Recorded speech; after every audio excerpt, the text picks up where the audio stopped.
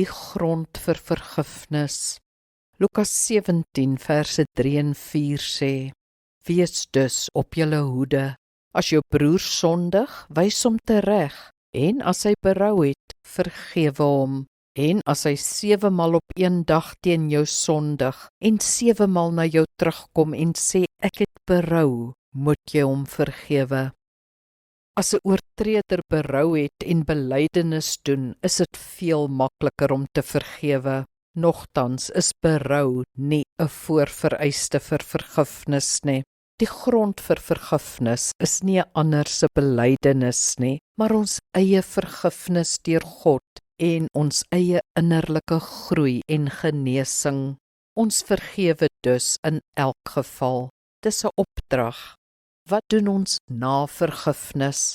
Gaan alles weer reg wees? Nie noodwendig nie.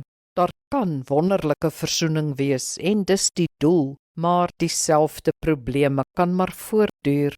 Dalk vereis dit verdere aksie. Soms is dit beter om mekaar nie weer te sien nie, al het jy vergewe. Daar is sulke geleenthede. Vergewe jy dus, probeer jy vrede maak, maar versoening is soms moeilik en gebeur nie, en moet in elk geval van 2 kante kom. Kom ons bid saam.